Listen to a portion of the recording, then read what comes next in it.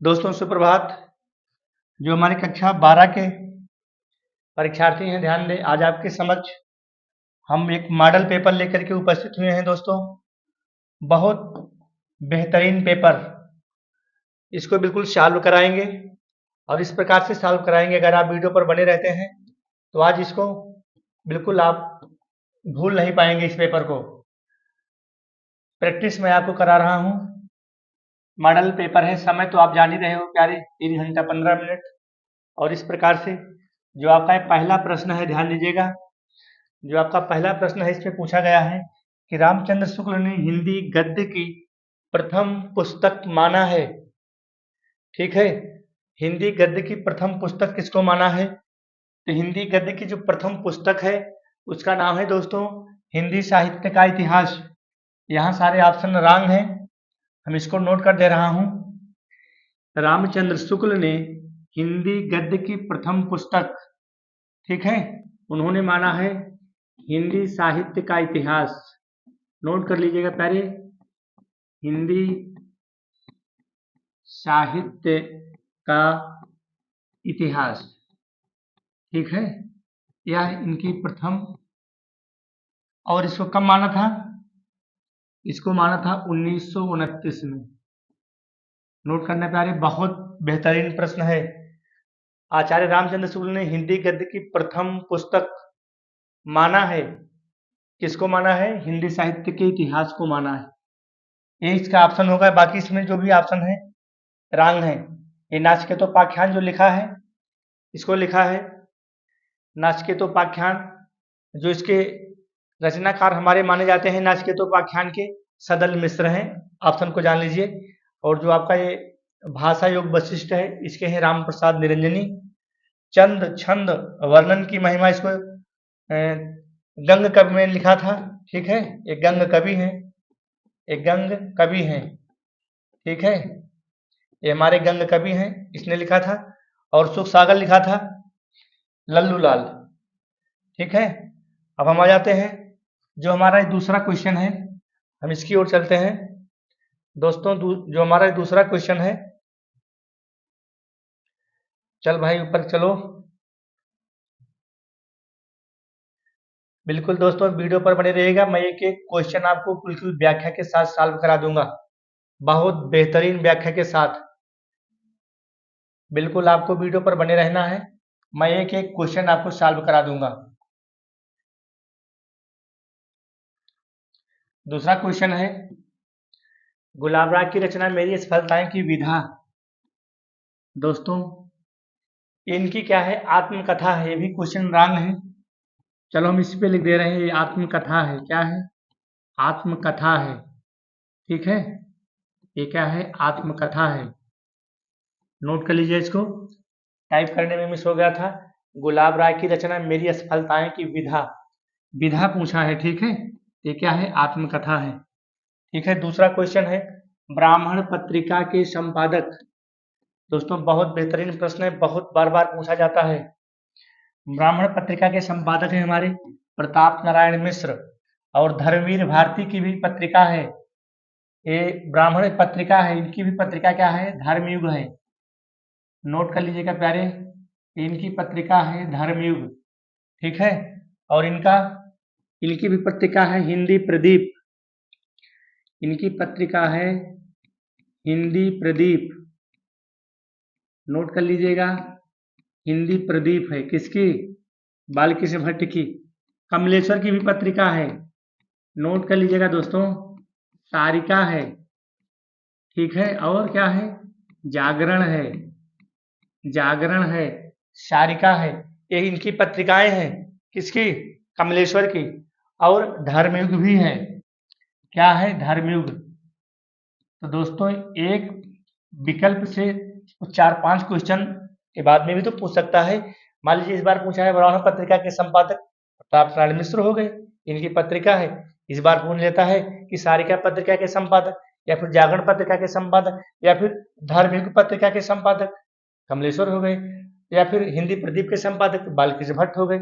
इस प्रकार से दोस्तों आपको पढ़ना है। ठीक है, थोड़ा सा हम इसको ऊपर कर लेते हैं ताकि और अच्छा आपको क्लियर दिखे। दोस्तों अगर आप वीडियो पर बने रहते हैं तो मैं एक एक क्वेश्चन तसल्ली के साथ आपको सॉल्व करा दूंगा, बिल्कुल कोई डाउट नहीं होगा, एक एक क्वेश्चन मैं सॉल्व कराऊंगा। लेकिन अगर आप वीडियो पर बने रहते हैं तभी भाई, अगर वीडियो से चले जाते हैं तो कोई बात नहीं है। ठीक है, हजारी प्रसाद द्विवेदी का उपन्यास पूछा है, तो हजारी प्रसाद द्विवेदी का उपन्यास है पुनर्वा। ठीक है, त्यागपत्र किसका है? जैनेन्द्र का है। इसको भी नोट करो भाई, जैनेन्द्र। पता लगा, इस बार पूछ लिया कि त्यागपत्र किसका है? जैनेन्द्र का है। ये रंगभूमि किसका है? प्रेमचंद्र। दोस्तों विकल्प पे टिक करना तो आसान है, विकल्प पे टिक करना तो आसान है, विकल्प की एक्सप्लेनेशन करना, विकल्प की व्याख्या करना, चीजें वह टफ होती हैं। तट की खोज किसका है भाई? हरिशंकर परसाई। हरिशंकर परसाई। ठीक है, हरिशंकर परसाई। विकल्प पे टिक करना, इसमें तो टाइम भी बच जाएगा। चलो टिक करो भाई, आगे बढ़ो, वो तो आप पढ़ भी सकते हो, मजबूती से आती है दोस्तों एक्सप्लेनेशन करने से, व्याख्या करने से। हजारी प्रसाद द्विवेदी का उपन्यास पुनर्वा हो गया। ठीक है, हजारी प्रसाद द्विवेदी का उपन्यास पुनर्वा हो गया। ठीक है, और इसके बाद त्यागपत्र जैनेन्द्र का है। रंगभूमि किसका है? ये मुंशी प्रेमचंद का उपन्यास है ना। ये रंगभूमि, कर्मभूमि, ये सब इनके मुंशी प्रेमचंद की रचनाएं हैं। तट की खोज हरिशंकर परसाई का हो गया। कन्हैया लाल मिश्र प्रभाकर, चलो इस पे आ जाते हैं। कन्हैया लाल मिश्र प्रभाकर की रचना। ठीक है, कन्हैया लाल मिश्र प्रभाकर की रचना क्या है भाई? कन्हैया लाल मिश्र प्रभाकर की रचना है परख। क्या है? परख है। कन्हैया लाल मिश्र प्रभाकर की रचना है विचार प्रवाह। कन्हैया लाल मिश्र प्रभाकर की रचना है परख, इसको नोट करना। ठीक है, ये कन्हैया लाल मिश्र की रचना है। ठीक है, और इसके बाद ये साहित्य और समाज दिनकर का है। ये किसका है? दिनकर का है। ठीक है, अब हम नेक्स्ट आगे चलते हैं। दूसरा प्रश्न हमारा आ गया दोस्तों। ये जो हमारा दूसरा प्रश्न है बहुत बेहतरीन प्रश्न है। इस पे आपको आना है भारतेंदु गिन कवि। बहुत बेहतरीन प्रश्न है दोस्तों। भारतेंदु गिन कवि हमारे हैं, कौन है भारतेंदु गिन कवि? भारतेंदु गिन कवि इसमें से कौन है? प्रेमघन है, बद्री नारायण चौधरी प्रेमघन। भवानी प्रसाद मिश्र, भवानी प्रसाद मिश्र है, ये हमारे प्रगतिवादी हैं। महादेवी वर्मा ये छायावादी हैं। ठीक है, इसको भी नोट कर लीजिएगा, छायावादी कवि हैं। ये हमारे छायावादी कवि हैं। ये हमारे हैं भवानी प्रसाद में से प्रयोगवादी हैं। प्रयोगवादी, क्योंकि ये अज्ञेय के साथ के रहने वाले हैं। ये अज्ञेय के साथ के रहने वाले हैं, अज्ञेय। हीरानंद वात्स्यायन अज्ञेय। तो भवानी प्रसाद मिश्र प्रयोगवादी कवि हैं, इसके साथ अज्ञेय भी हैं। प्रेमघन बद्री नारायण चौधरी प्रेमघन हमारे भारतेंदु गिन कवि हैं। हुंकार काव्य के रचयिता, हुंकार है भाई रामधारी सिंह दिनकर का। ठीक है, सुमिंद्रानंदन पंत का हो गया है युगांत युगवाणी। सच्चिदानंद धीरानंद वात्स्यायन अज्ञेय, अज्ञेय। ठीक है, इन्होंने तार सप्तक लिखा है, ये हमारे मुक्तिबोध हैं। अब हम थोड़ा सा आगे चलते हैं, बिल्कुल वीडियो पर बने रहिएगा, मैं एक एक क्वेश्चन आपको सॉल्व करा दूंगा। प्रयोगवादी, ये हमारा क्या है? प्रयोगवादी। ठीक है, ये हमारा है प्रयोगवादी काव्यधारा के प्रमुख कवि। तो प्रयोगवादी काव्यधारा के प्रमुख कवि हमारे हैं, ध्यान दीजिए, बहुत बेहतरीन प्रश्न है। प्रयोगवादी काव्यधारा के प्रमुख कवि, प्रयोगवादी काव्यधारा के प्रमुख कवि हैं हमारे शमशेर बहादुर सिंह। बाकी ये हमारे तीनों लोग प्रगतिवादी काव्यधारा के हैं। ये प्रगतिवादी, ये प्रगतिवादी।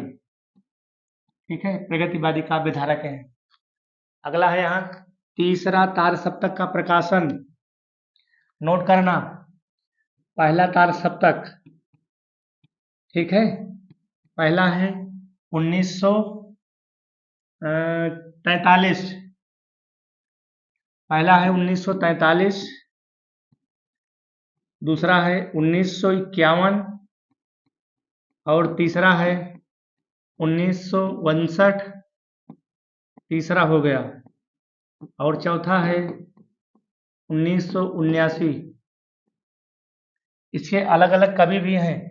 पहला तार सप्तक 1943, तीसरा तार सप्तक 1959।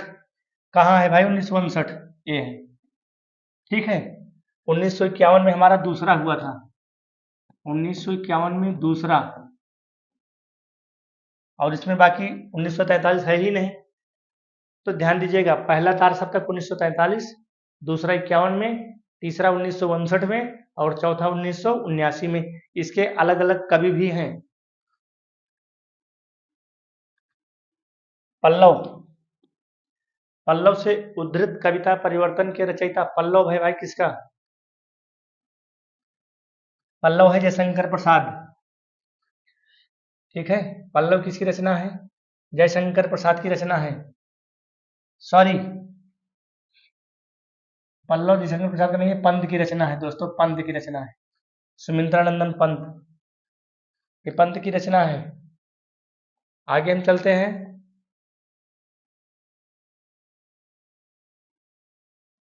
चलो यहां तक हो गया है।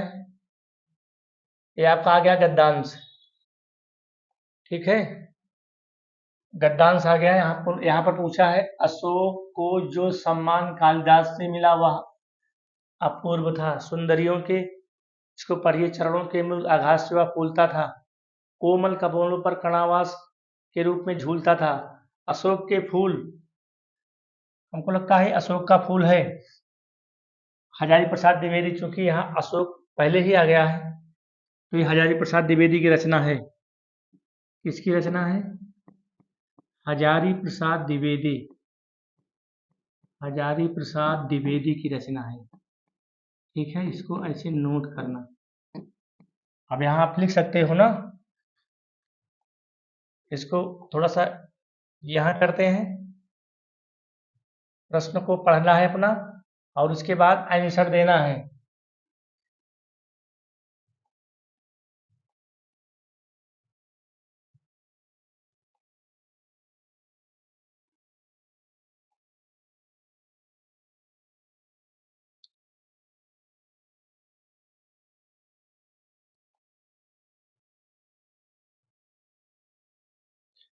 हाँ, यहाँ से,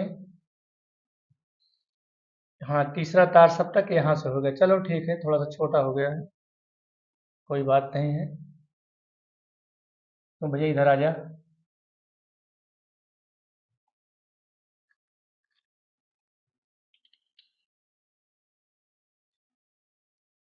यहाँ पूछा गया है संदर्भ, मैंने छोटा कर लिया ताकि क्वेश्चन भी दिखाई पड़े आपको और एक्सप्लेन भी दिखाई पड़े। इसको तो आप देख ही रहे हो। अशोक को जो सम्मान मिला था वह अपूर्व था। सुंदरियों के नूपुर वाले चरणों के में तो घास व फलता फूलता था। यह है हजारी प्रसाद द्विवेदी का। किसका है? हजारी प्रसाद द्विवेदी, हजारी प्रसाद द्विवेदी, नोट कर लीजिएगा।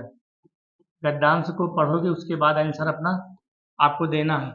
रेखांकित अंश की व्याख्या यहाँ देनी है, ये जो पूछा है इसको पढ़ के 2-3 लाइन में आपको दे देना है। संस्कृत के किस कवि ने अशोक को सम्मानित किया था? संस्कृत के किस कवि ने, ठीक है, यहाँ पर आपको पढ़ना है। और संस्कृत के कवि यहाँ कालिदास, अशोक को जो सम्मान कालिदास से मिला, यहाँ आपको आंसर दे देना है कालिदास, आपको दे देना है कालिदास। आपके गद्यांश में ही आपका आंसर निहित है। अशोक पर फूल आने के संबंध में लेखक के क्या विचार हैं, ठीक है। इस लाइन को भी आप पढ़ोगे, यहीं से इसका आंसर मिल जाएगा। और इस लाइन को भी आप दे सकते हैं। इस प्रकार से 5 प्रश्नों के आंसर आप दे सकते हैं। बस सिर्फ आपको पढ़ना है कि किस पार्ट से है, संदर्भ नहीं गलत होना चाहिए दोस्तों। अगर आपका संदर्भ गलत हुआ तो फिर आप नहीं लिख पाओगे, इसको ध्यान दीजिएगा, ठीक है। अगला है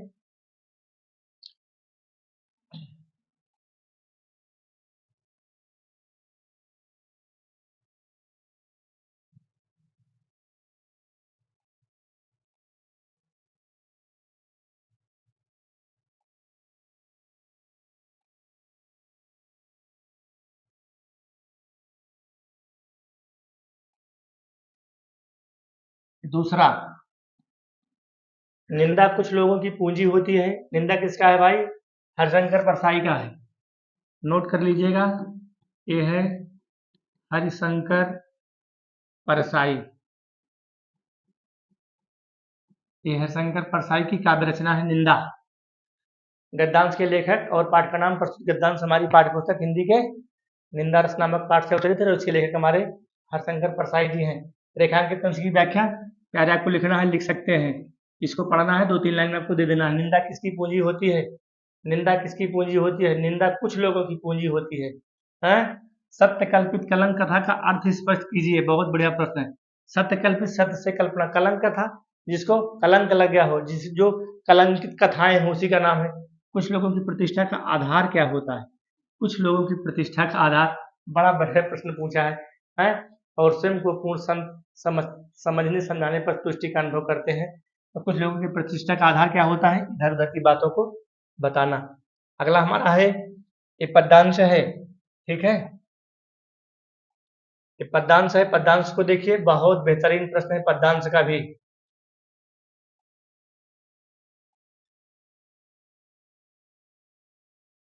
क्या है? मेरे प्यारे नौ जलद से कंज से नेत्र वाले, ठीक है। ये उसमें से लिखा है, हरिओद्ध की रचना है। किसकी रचना है? हरिओद्ध की रचना है। प्रस्तुत गद्यांश, प्रस्तुत पद्यांश, प्रस्तुत पद्यांश हमारी पाठ्य पुस्तक, प्रस्तुत पद्यांश हमारी पाठ्य पुस्तक जो हरिओद्ध की रचना है, वहीं से इसका वर्णन है, ठीक है। हरिओद्ध। पवन दूतिका, पवन दूतिका किसने किसको संदेश भेजा है? पवन दूतिका राधा ने भेजा है भगवान कृष्ण के पास। रेखांकित अंश की व्याख्या कर देना है आपको। मेरे प्यारे नवजलद से, जो हमारे भगवान कृष्ण बिल्कुल प्यारे से और बादल के समान सुंदर नेत्र वाले, इसकी व्याख्या आपको लिखना पड़ेगा कि क्योंकि मधुबन में भी गए हैं और तक कोई संदेश अभी तक नहीं भेजा है। रेखांकित अंश की व्याख्या हो जाएगी। प्रस्तुत पदार्थ में श्री कृष्ण के सौंदर्य का वर्णन किस प्रकार किया गया है? बहुत ही, देखिए यहाँ नव जलद के समान, क्योंकि बिल्कुल बादल के समान सुंदर नेत्र वाले हमारे भगवान श्री कृष्ण, इसी प्रकार का यहाँ पर वर्णन किया गया है, ठीक है। पद्यांश में प्रयुक्त रस तथा उसका स्थायी भाव, इसमें जो रस है श्रृंगार रस है और उसका स्थायी भाव प्रेम है। यहाँ पर कौन सा रस है? श्रृंगार रस। नोट करना, कौन सा रस है? श्रृंगार रस। और इसका स्थायी भाव होता है रति। इसका स्थायी भाव है रति, जिसको हम प्रेम भी कहते हैं, ठीक है। इस प्रकार का यहाँ रस है। मैं नीर भरी दुख की बदरी, चलो इसको और ऊपर कर देते हैं।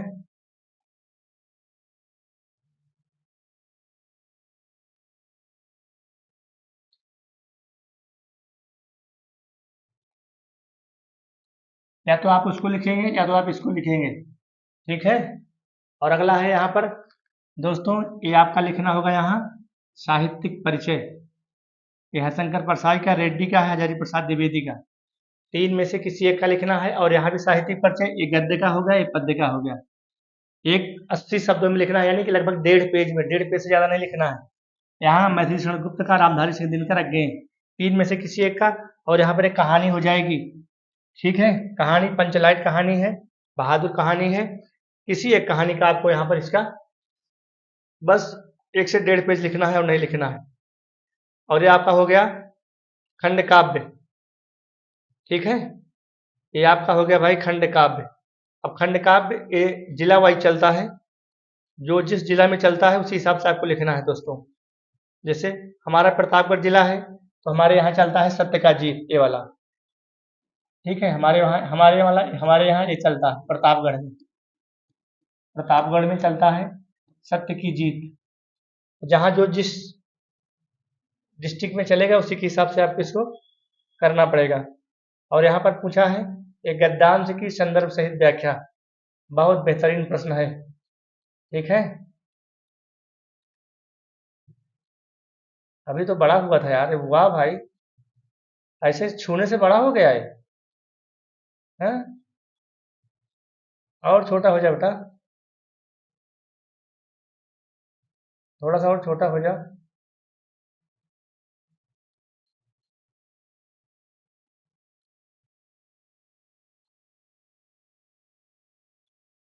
छोटा नहीं होगा, ज्यादा बड़ा हो गया। चलो ऐसे ही रहो भाई।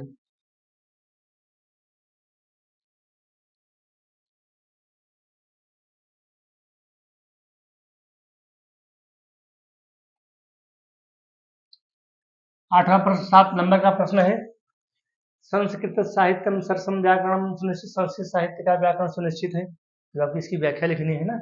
तस्य गद्य पद्य चालालितम, और किस पाठ से है, संस्कृत भाषायाम महत्वम से है। पाठ का नाम है संस्कृत भाषायाम महत्वम, मतलब इसको आपको पढ़ना है, पढ़ के इसका आपको अनुवाद लिखना है, आपकी व्याख्या लिखनी है, ठीक है। और इसी प्रकार से ये पद्य भी है, ये पद्य भी है, 7 नंबर का पद्य है, 7 नंबर का गद्य है, इसको भी आपको लिखना है। और नीचे चलते हैं, इस प्रकार से आपको ध्यान दीजिएगा। अगला प्रश्न है यहाँ पर,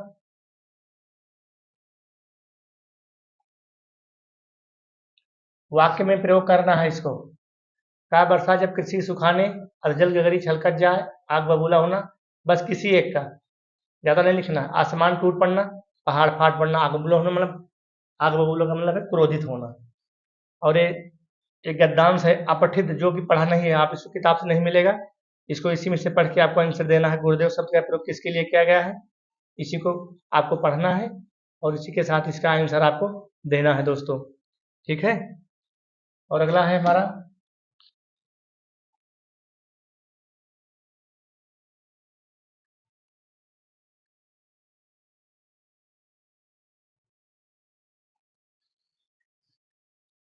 शब्द युग्म है। ए अम्ब, अम्ब माने होता है, अम्ब माने होता है माता, और अम्ब माने होता है, तो माता यहाँ है, माता का पानी है, माता पिता है, ये माता और पानी होगा, ये सही है। अम्ब माने माता, अम्ब माने पानी। भवन माने होता है घर, भुवन माने संसार होता है, भवन माने होता है घर, ठीक है, यहाँ ध्यान दीजिएगा।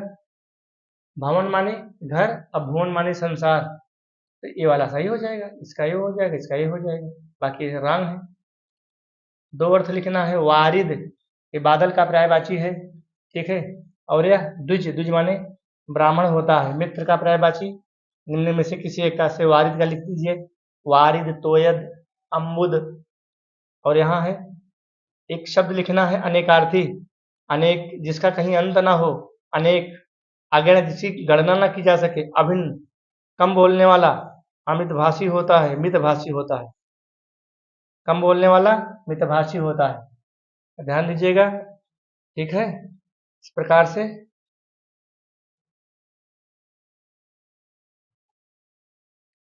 कम बोलने वाला मितभाषी, ये वाला ऑप्शन सही हो जाएगा।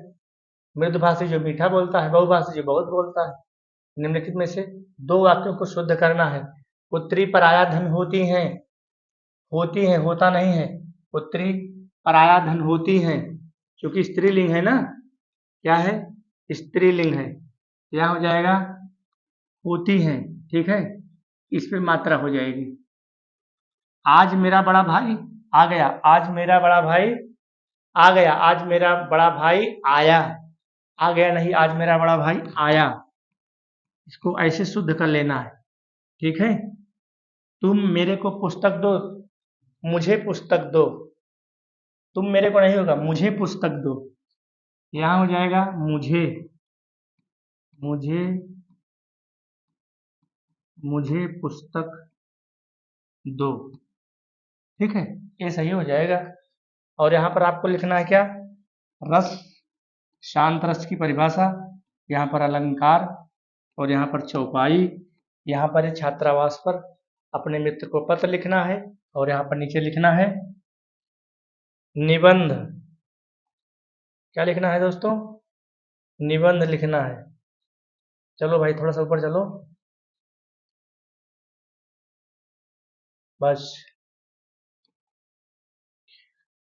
यहाँ पर आपको करुण अथवा शांत रस का लक्षण, श्लेष अलंकार की परिभाषा अथवा उत्प्रेक्षा अलंकार की परिभाषा, ठीक है। श्लेष, श्लेष का मतलब होता है चिपकना, रहमन पानी राखिए, बिन पानी सब सून, पानी गए न उबरे मोती मानुचो। या फिर उत्प्रेक्षा अलंकार का लिख दो, हाँ, उत्प्रेक्षा अलंकार का मनोनील मनोनील मणि शैल पर आतप पर प्रभात, इसका भी लिख सकते हो। चौपाई अथवा दोहा, छंद का उदाहरण लिख करके इसकी भी परिभाषा लिख दीजिए। और यहाँ पर आपको पत्र लिखना है, और यहाँ पर इनमें से आपको 3 पेज का एक निबंध लिखना है, जो भी आपको क्लियर हो। दोस्तों इस प्रकार से आपको पेपर सॉल्व करना है। ठीक है।